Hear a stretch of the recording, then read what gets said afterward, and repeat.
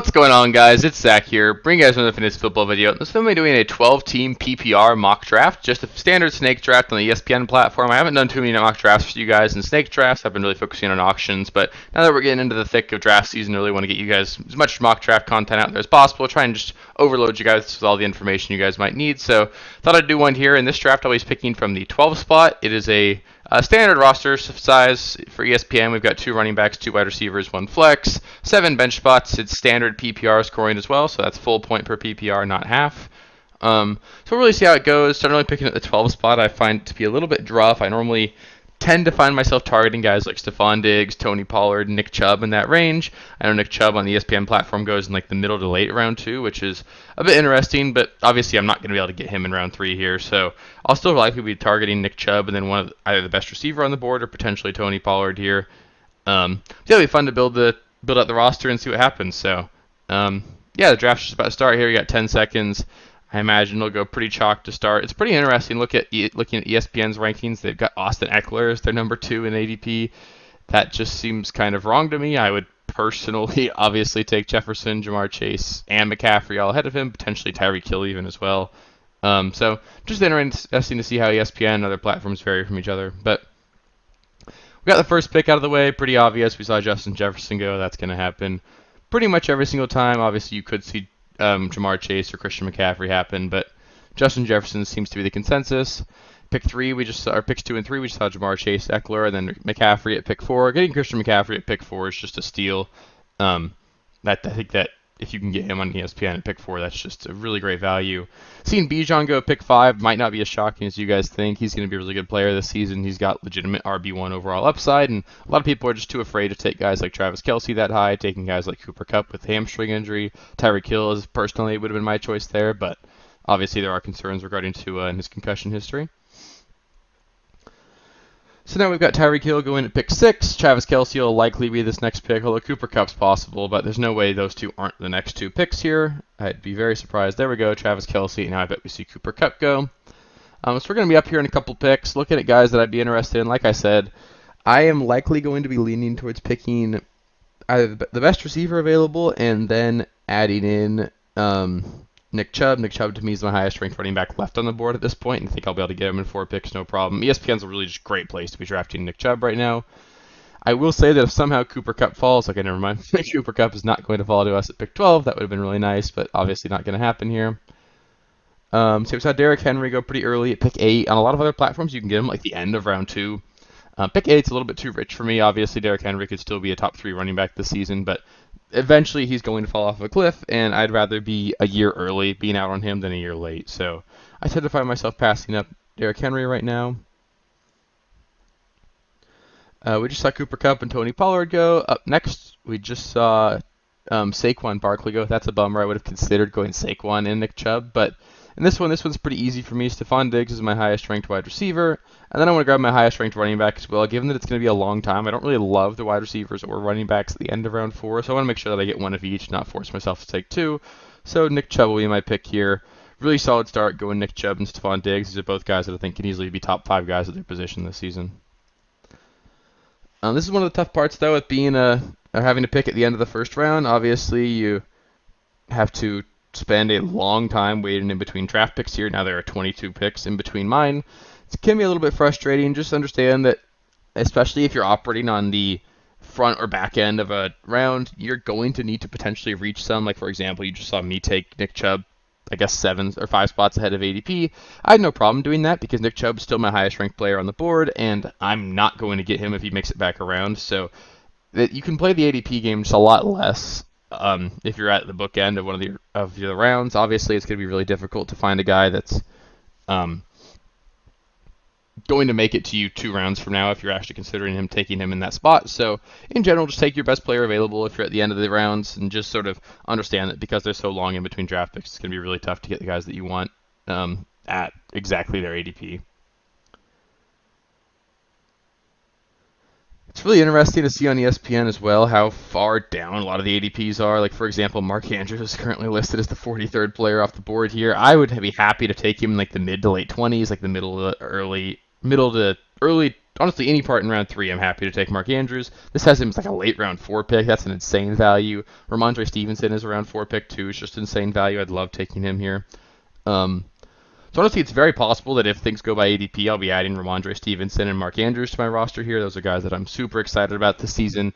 I would feel like I've got 2 top 10 running backs. I'd feel like I got a top 2 tight end, and I'd have a top 5 running back. So that would be an absolutely monster start. Obviously, I wouldn't expect things to go that way because I think there are some pretty smart drafters out there that understand that these ESPN ADPs are kind of whack. For example, Chris Olave is normally like pick 27 here. We just saw him go at like pick 19, so things will pick up here. I think people are generally smarter than what ESPN's giving them credit for. Aaron Jones going at the beginning of round 3 is pretty interesting. He's normally like a middle of round 4 draft pick. I think that's a bit of a reach for me to take him that high in round 3. There's a lot of other running backs out there that I would still prefer. Guys like Jahmyr Gibbs, Dramondre, probably Joe Mixon would be 3 guys that I'd probably take above Aaron Jones right now. But, obviously, like I said, that guy's picking second in the draft. He's not going to get the guy that he wants later on. So if he really wants Aaron Jones, it wasn't going to make it back to him at the end of round 4. So you could argue he made the right pick based off of his rankings there. Jahmyr Gibbs at the early round 3 spot is exciting as well. I think that I find myself sort of fading that just because I think it's going to be really difficult to actively acquire him there. I think it's going to be generally more difficult to get guys like these high-end rookies at their ADP. You're going to see guys like Jahmyr Gibbs get reached on because they're exciting. There's a lot of unknown, and exactly what happened here. We saw him go the 3rd pick in the 3rd round, and I don't have any problem doing that. It's just that there's definitely some risk associated with those kind of picks.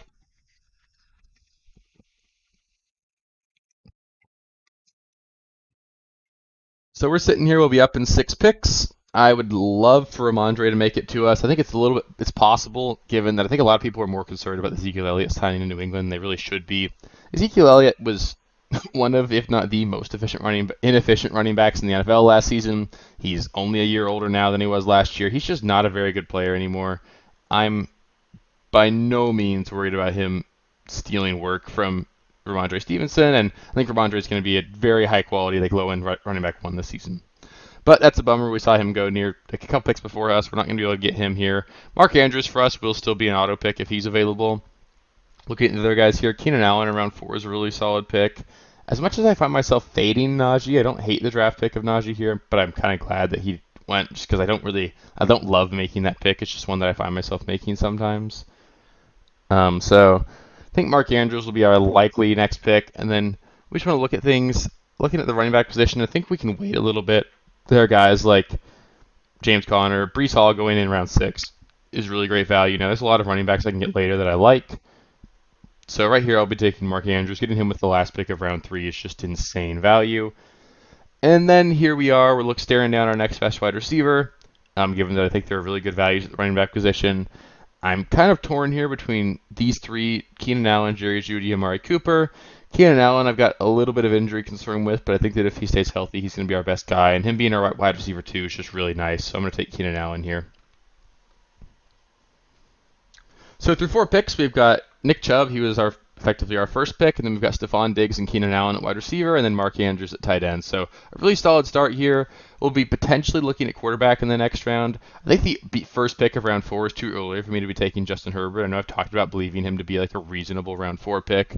First off, on ESPN, you can see he's going at pick 73 right now. That is absolutely insane, honestly. It just means that he's effectively going as like the first player in the 7th round. That's way too late. Obviously, the rank that you're seeing here is going to be quite different on ESPN as well as what you're seeing for the ADP. The ADP is probably more indicative of where you're going to get these guys. Seeing Lamar, he's the 33rd pick by average, despite ESPN ranking him 44th. Herbert's 54th, so that has him as like a middle of the 5th round draft pick. In general, I think that's more accurate. I would generally recommend that you refer to these on the right column instead of the rank, just because you're going to get much better numbers looking at it that way. Should be a better way of really dictating where you should expect these guys to be going in your draft. And it's just generally going to help as well. The rank is going to be how the players come up, but based off of the ADP, that's going to be generally where I would expect these guys to go. So you can play around with that during your draft, filter by that as well. It's going to be just a little bit interesting and help you sort of understand what the differences are between where these players are being ranked by your platform versus where the actual drafters are taking them. So we can start looking ahead here. We're going to be on the clock in 15 picks. So we at pick 60. So let's go down, I don't know, 15 players here. Take a look at the quarterback spot. I'd love to get Justin Herbert with one of those two picks. I think he'll make it to us. There's still three quarterbacks on the board ahead of him. I'm not super worried about that. I think we'll be able to get him in 15 picks, although there are obviously a lot of picks ahead of us that can happen here. Alvin Kamara being picked this high is just too early for me. I can't find myself doing it very often.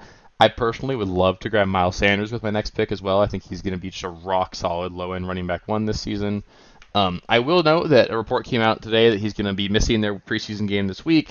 It's possible that he could potentially miss all of the rest of the preseason. So something flared up with his injury. I'm still waiting to see what's going to happen in terms of what his injury status is and how healthy he is. But until I hear more, I'm still just drafting him with full confidence. Him a veteran like him, not played in the first week of preseason is not something that really concerns me. By no means worried about his draft stock or anything going forward. But we just saw Miles Sanders go. Not shocking. I didn't really expect to be able to get him there, which would have been a really nice to have option there. James Conner would be our next favorite running back. I don't think we'll be able to get him. 8 picks is just too long to wait.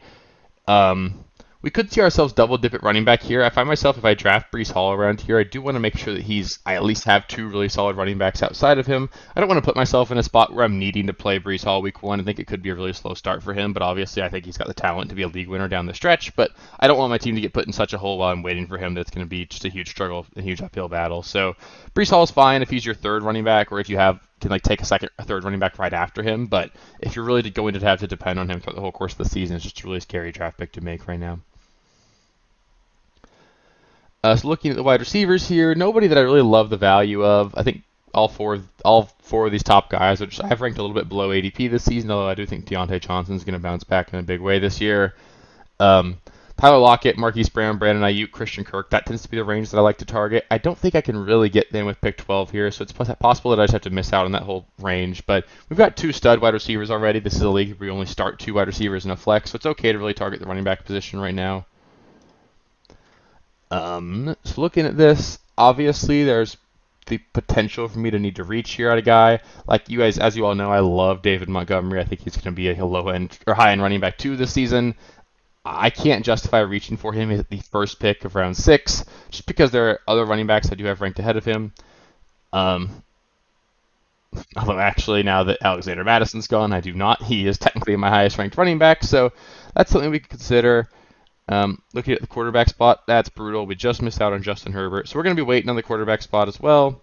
Looking at wide receiver here, nobody that I am in love with. Tight end, obviously we don't need a tight end here, so let's go to the running back spot.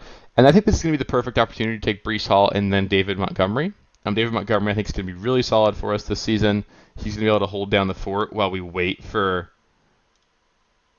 Breece Hall to come back. So that gives us 3 really solid running backs that we can trust this season.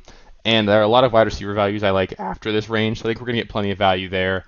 Obviously, like I've talked about, if you miss out on Justin Herbert, you don't want to be the first person to take the next quarterback.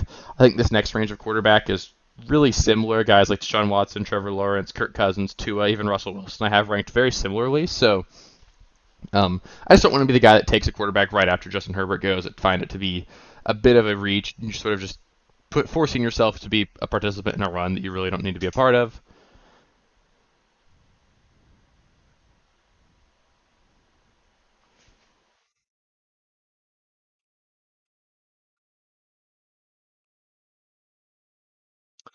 So, looking at everybody left here, like I said, there's a lot of quarterbacks that I'm happy with. I think I'm going to be probably waiting at the quarterback position. We've seen 7 quarterbacks go to this point. That means that only 5 of their teams, 4 teams outside of me, don't have a quarterback. There are 5 quarterbacks left that I'd be happy to leave this draft as my quarterback 1. Tua, Kirk, Dak, Trevor, and Deshaun Watson, along with Russell Wilson. So I'm going to be comfortable waiting in the quarterback position. That's just for me what we have to do here.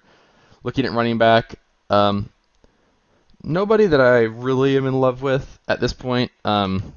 Assuming we're going to miss out on all 3 of these guys, top guys. I think J.K. Dobbins is a really great value where he's being drafted right now, but I don't really see him making it to us. Going a little bit deeper, I think guys like Samaje Perine and Antonio Gibson could be good values, but don't necessarily need that. I think we do want to look at adding some wide receivers. I would love to be able to add at least one of these top 4 guys. All of these guys I have ranked significantly above ADP. They're guys that I think are just really going to perform really admirably this season, guys that I'm targeting on my rosters.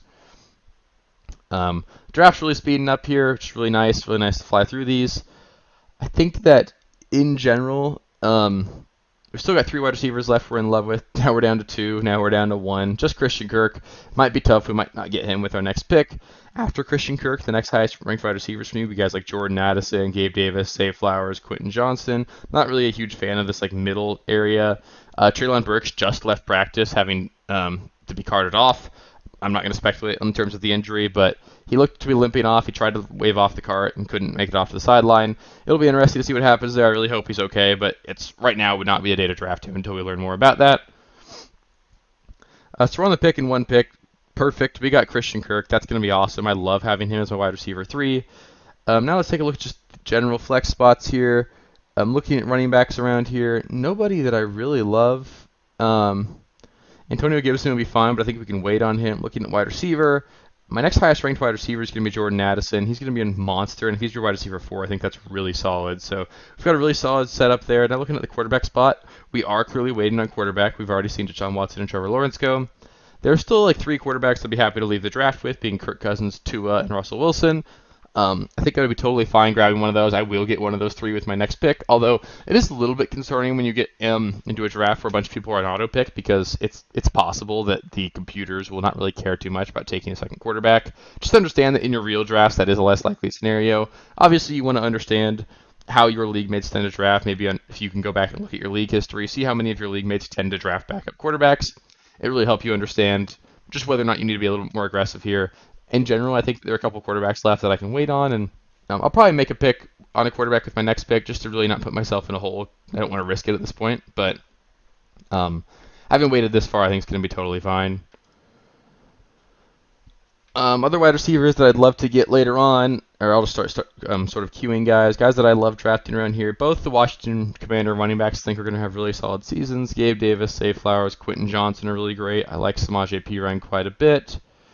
Charbonnet is a pretty quality draft pick as well. Kenneth Gainwell is a big riser for me right now. I didn't mean to cue Devin Singletary or Higbee. Gainwell might be the legitimate starting running back for the Philadelphia Eagles this season. It's just something you should note. He could legitimately be a guy that just operates as their primary back, and getting to draft him like in the 10th, 11th round is just way too good a value right now. So yeah, we're still looking around here. Let's double check the quarterback spots, see how we're looking there.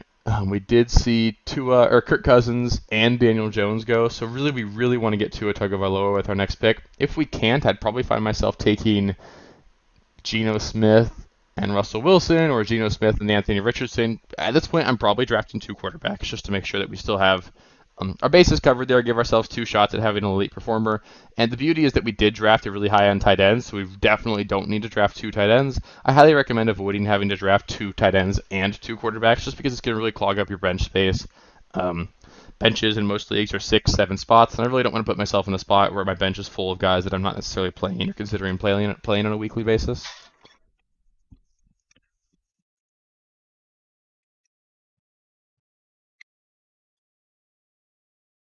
We just saw Rashad Penny go here. That one's kind of interesting, just given that I think we could see Rashad Penny legitimately not make the Philadelphia Eagles roster. I think he's still a fine draft pick, but it's just a little bit concerning there. So you saw us take Tua here. I think that's a really solid draft pick. It's really going to help the roster. I think he's going to be a guy that legitimately has top 5 upside at the position. And then I'm going to take Gabe Davis, a guy that I think is going to really bounce back this season. I think he could legitimately finish the top 30 wide receiver this year. Although it did hurt passing up on Zay Flowers. He would have been my next choice at the wide receiver spot.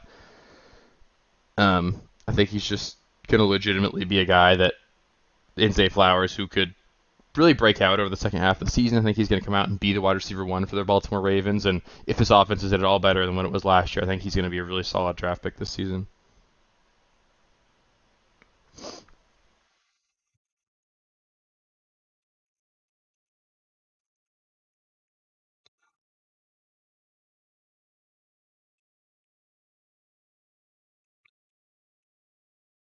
So we just saw a team take a defense. We've actually seen a couple do that. That's something that you'll see pretty often, especially when you get into the computers drafting. I really do just strongly recommend that you take a kicker and a defense with your last 2 picks. It's just not worth it. You're going to be cycling through your kicker and defense all the time. It's just not going to be something that you want to spend a priority pick on, especially when there are still good players on the board that you can be drafting. Taking a look here, there's plenty of wide receivers that I still like. First off, though, I'm going to snag Kenneth Gainwell. Like I said, he's been a huge riser for me. I really think he's going to have a really quality season here. Now I want to add another wide receiver. I'm looking at the wide receivers we've got here. There are plenty of guys that I think have legitimate upside. So what I'm going to take here is going to be, let's see. I'm going to actually grab Rashad Bateman. I think Rashad Bateman's got a legitimate shot to be the wide receiver 1 for Baltimore. I still think that's going to be Zay Flowers, but getting Bateman 2 rounds later, he's going to be a guy that's got legitimate upside this season. He's a guy that I do think is going to be... He's just a really talented player. I know he's been on the PUP for most of the offseason, but we saw him flash last season. Being able to throw him on your bench as like your 5th wide receiver is just a really nice luxury to have.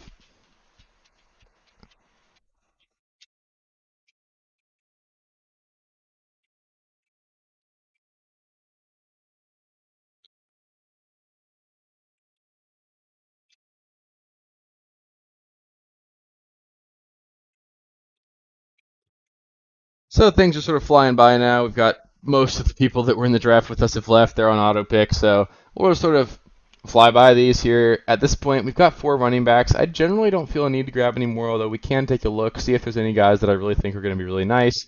Tyler Algier is definitely one. He's a guy that I find myself targeting late in drafts often. I think he's going to be a guy that will have a role with a healthy Bijan Robinson on Atlanta, and if Bijan does go down, Algier is going to be a league-winning asset. So I draft Algier pretty late in drafts really often.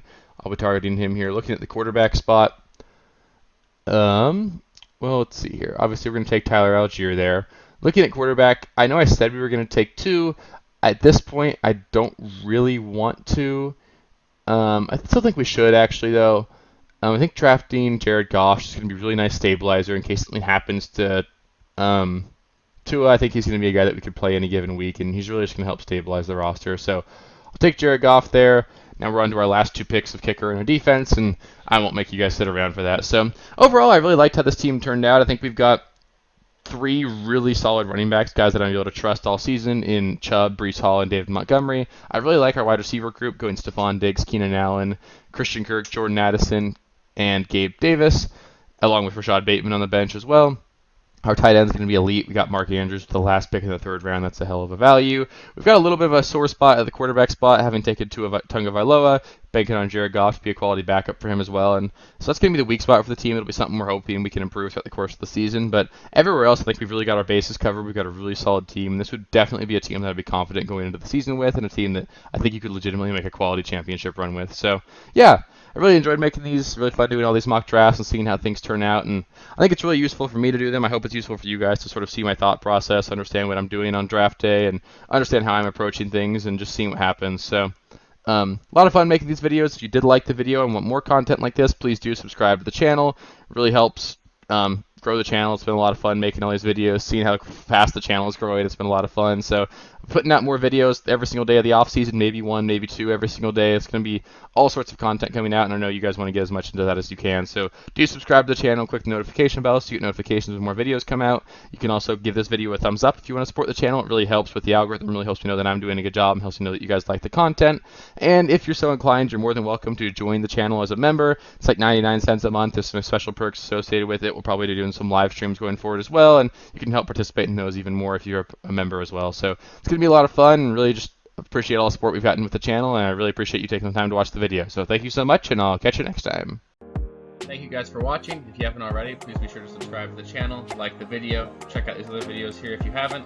If you want more content, please feel free to follow me on Twitter at RealSteelFFB. I'll be more active on there as the season goes on. Thanks. Catch you later.